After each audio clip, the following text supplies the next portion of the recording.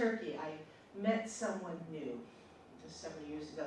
It's a Sufi poet that I had not heard of. We've all heard of Rumi, correct? There's also one named Hafiz. And he wrote, "You're invited to meet the divine. No one can resist a divine invitation. That narrows down all our choices to just two. You can come to the divine dressed for dancing or be carried on a stretcher to God's ward."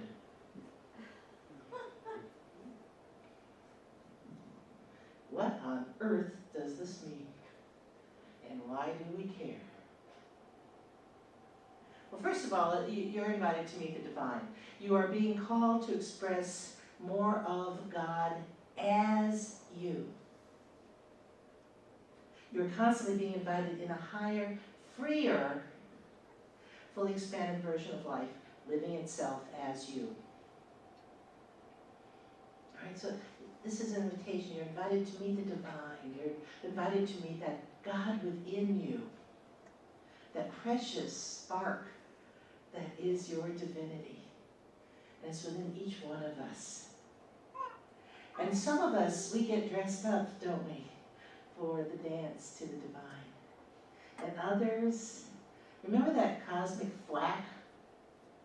And if you don't listen to it, there's the cosmic 2x4. That is painful. That is why I'm more likely now to listen to that cosmic thwack. Because I don't want to go through that truck anymore. I don't want to be taken to the divine on a stretcher to God's ward. How many of you, how many of us have needed to go on the stretcher though? That you let it get so bad that there's some crisis that finally you turn to God. You say, all right, I give up. I'm going to do this. I release. I let go. And you truly let God work in and through you. Yes, I'm seeing a bunch of heads nod. All right. So which would you rather? Huh? Be dressed for dancing? Yeah. Or a stretcher? Yeah.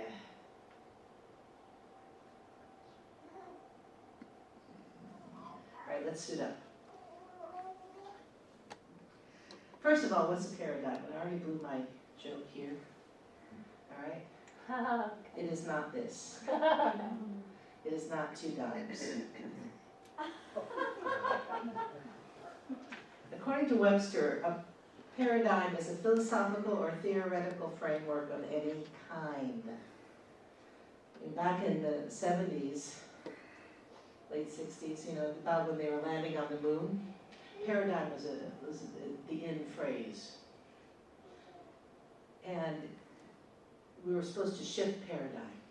Break open the old paradigm. So a philosophical or theoretic framework of any kind.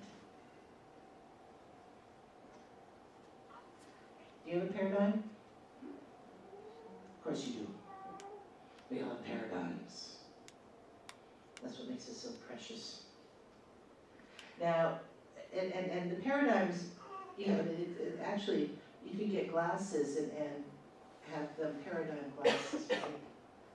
Because we look through that paradigm, through our filters, through our shades, if you will, at life.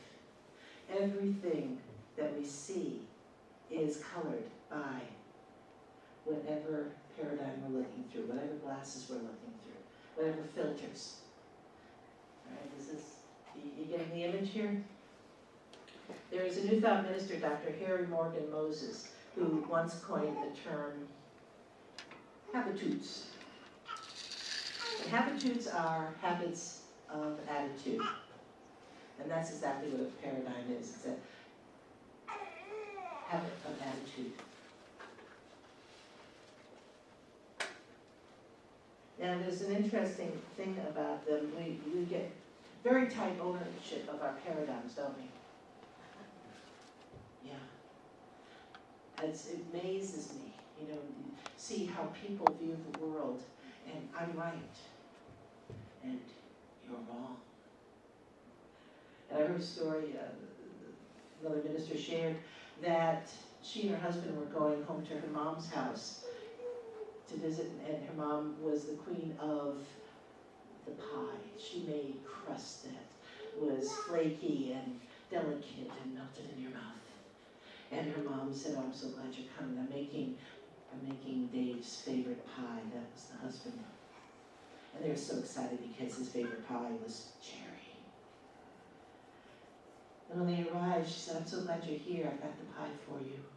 They said, "Great." She said, "Yeah, it's your favorite." And then they get cherry. And she goes, "So," and they look at it, it's not cherry. And they said, "Well, what is it?" She said, "Well, what's your favorite pie?" "It doesn't look like my favorite pie." And they guessed all kinds of pie. And finally said, "We give up. What pie is it?" And she said, "Well, it's key lime pie. That's your favorite pie." That was the paradigm that her mother had created. That her husband's favorite pie was key lime. So we get this in our head, and so what do? Do you argue? Say, "Ma, are you nuts?" No, you say, "Hey, love it," and you eat the pie, even if you wish it was cherry, right? So it is important to remember that we do have these filters going on in our minds that color everything that happens. And we'll get upset when there's nothing there to be upset about. I told you some of you last week, I received an email saying, "Please check out this radio program this afternoon." And it was unsolicited, so I emailed back and I said, "Please take me off your email list." I got a response saying that I was basically, that I was not being spiritual and I was turning victims away at the door. And could I at least, as a minister, pray? And I'm thinking, I asked to be taken off the mailing list.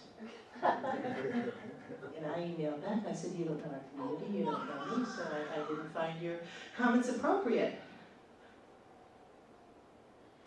Please take me off the distribution list." And so he emailed back, he said, "I'm taking you off.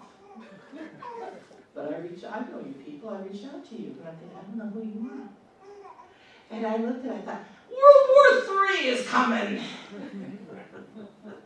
My paradigm was I asked to be taken off a distribution list. Now the cause, when I read the small print underneath his signature, wonderful cause. So I emailed back and I said, "I'm so sad that my request," that was put simple request, and I thought, oh yeah, red flag it. My request to be taken off your distribution list elicited this energy. And you are doing magnificent work, and I support you in prayer. I was like, wow, World War III over, please take me off your distribution list. Yeah? Yeah. I mean, but it happens, doesn't it? Yeah. Every one of us have had that. And we can be the ones sending out that email saying how terrible you are turning these poor victims away from your door. Right? It comes up so quickly. So when we have these habitudes, we treat what is as if it were the truth.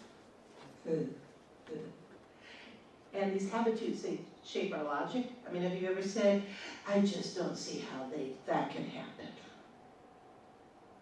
Or, "Well, that just doesn't make any sense." That could be your paradigm speaking. Or your perceptions. How about, "Well, that's just the way it is." Yeah, just the way it is. And you accept something that's unacceptable. Because that's just the way it is. There's nothing I can do to change it. Right? Ever go through your head? And then there's the habitude of ability to be creative. And just, I'm not creative paradigm. My mother used to think that. Now, she was the queen of stick figures. And she thought because she could not draw, that she wasn't creative. And yet every year for our ballet recitals, she made these magnificent costumes for us. Very creative. She's a magnificent cook. That's creative, right? But because she could not draw, she did not feel she was creative. But I'll tell you, those stick figures, you knew what she was talking about, right?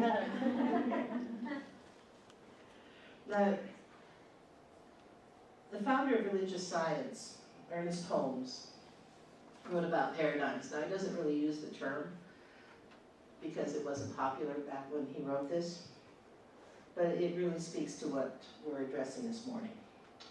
Ernest Holmes says, "If we think of ourselves as being separated from the universe, we shall be limited by this thought. For it is a belief in separation from God which binds and limits. We are bound by nothing except belief." So belief, you could substitute paradigm, right? So we're only bound by our paradigms. Here's the point. Everything we experience, touch, taste, handle, and smell, environment, bodies, conditions, money, happiness, friends, all are effects of our paradigms. It is clear that the infinite and limitless possibilities of that one of which we are a part depend in our expression upon our own concept. Or is it clear that the infinite and limitless possibilities of that one of which we are a part depend in our expression upon our own concept? Right? It's our own concept. How is it that you're right and somebody else is wrong? Well, that's better. Okay. If we are a point of personality and limitless mind, which we are, and if all our life must be drawn from this one mind, which it must be, there cannot be anything else, can there? Want me to read that again? Yeah. You want to be in? Okay, Yeah. good. If we are a point of personality in limitless mind, okay, that's God, right? Which we are. And if all our life must be drawn from this one mind, which it must be, right? There cannot be anything else, can there? One power, one presence, that's what we talk about every Sunday, right? If that's all there is, what's all the agony for? All right. And if there is nothing else, if there is nothing to move save mind, and if we are thinking centers in mind, nothing is going to happen to us that does not happen through us, whether it be the result of our own erroneous conclusions, our paradigms, those of our grandfather, or those of the race to which we belong. All right, you know what? Your paradigms aren't necessarily your own. That could be the good and the bad news. We create many of the paradigms ourselves, but we inherit them also from our families, from our society. I mean, all the way back to, the beginning of humankind. This is not in any sense fatalistic, for we may change the trend of causation which has been set in motion. All right, so we can change our paradigms. And we can do this at any time we decide to do so. Anytime, every moment is a decision point. Get it? Every moment. You don't have to wait till tomorrow. If you did something 2 minutes ago that you regret, you can make a decision right now to shift. You got that? You don't have to make a date on your calendar. Don't have to work if your Outlook crashes on your computer, right? You can do that decision, make that decision right now. Everything comes from intelligence. There is nothing but unity. There is nothing but freedom. There is nothing but completeness. There is nothing but totality. Begin at the beginning and reason this out, time after time, until all doubt disappears. All right, so until the paradigm disappears. It is necessary that each of us does this for ourselves. Oh gosh, it's an inside job. You can't contract this puppy out, all right? Such is the power of right thinking that it cancels and erases everything unlike itself. It answers every question, solves all problems, is the solution to every difficulty. It is like the sunlight of eternal truth, bursting through the clouds of obscurity and bathing all life in a celestial glory. It is the absolute with which we are dealing and nothing else. Nothing less. That's it. That's all there is. All right? So, your mind. Your mind, which is part of divine mind, which is part of God. How awesome is that? You are not separate. You are one with God. When I first heard that concept, when I came to Unity, it altered my life. You know, the whole possibility that I was important to God, that God could not create except through me, that God needed me. What an amazing realization. Because most of my life I've been raised to think it was a one-way street, you know, that I needed God. And that God was just this outside force that I had to beg for my good. And then to find out that we were in a co-creative process. Is that amazing? Much better than brainstorming. That is such a, violent term. Let's get together and brainstorm, yes. My brain will storm yours. Okay, a co-creative process. Right? That's what we're doing with God. We all have paradigms. Yes, you agree with that? We all have paradigms. And we all think we're right. Or we all think we're wrong. Yeah, that's a paradigm also. I'm not worthy. I'm too old. I'm too young. I'm too fat. I'm too thin. I'm the wrong sex. I'm the wrong whatever, right? We have these paradigms. I don't have enough money. I don't, Oh gosh, in about 6 months, we're going to do some serious talk about money. I've got some things going on in my personal life, and I'm just amazed. Because that, a year ago, 3 months ago, I would never have imagined what happened in my life. All right, so, we have these paradigms about where things are coming from.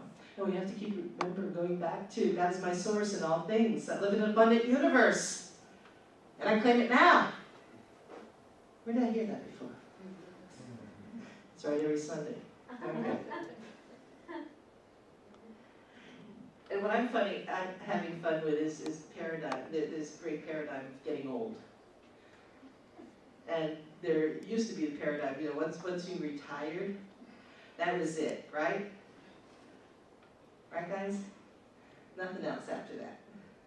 You just babysat for the grandkids, you sat on the front porch, went on vacation once in a while. Yeah, the older people here going, what is she talking about? There's, how the program America's Got Talent, there's also Britain's Got Talent and Spain's Got Talent. Amazing how this talent is all over the world. But to really blast a paradigm, there is a YouTube of a woman, 75 years old, grandmother. She retired from England to Spain. And after her husband died, she decided to take dancing lessons. She was about 73 at the time. And she went in wanting to take one type of lesson and they didn't offer. Oh, she wanted to take flamenco. And they didn't offer that. But they offered salsa. So she started taking salsa lessons. Now she had been a dancer, a professional dancer, and she gave it up when she got married. And so she started taking the salsa. And what's great is she comes out on stage for Spain's Got Talent and very properly dressed, and it's a slow dance. And her teacher is her partner, and he comes out. She's about 30. She's 75. I like the odds there. And they start this slow, sedate dance, and then at one point she says, "Excuse me, I came here to salsa." And she rips off the costume, and she's got this glittery costume underneath, and great legs. And they're hot. And they finish this dance, and the audience and the judges are. He's flipped, sliding her through his legs. He's flipping her over his shoulder, and they're Broke the paradigm totally. And they said, well, are you going to return to England? And she goes, why? She was having too much fun. So we can break the paradigm. And if you go on YouTube, you can probably find it if you put in the search, dancing grandmother or Spade's Got Talent, something like that. So, what are your paradigms? What are you ready to release? What's holding you back? Yeah. You know what it is. In your heart of hearts you do, don't you? Yeah. We all do. We all know what we have to make a new decision about in this moment. Yeah? We all know that. So my invitation to you for this week, you always get homework, don't you? And sometimes you ignore me.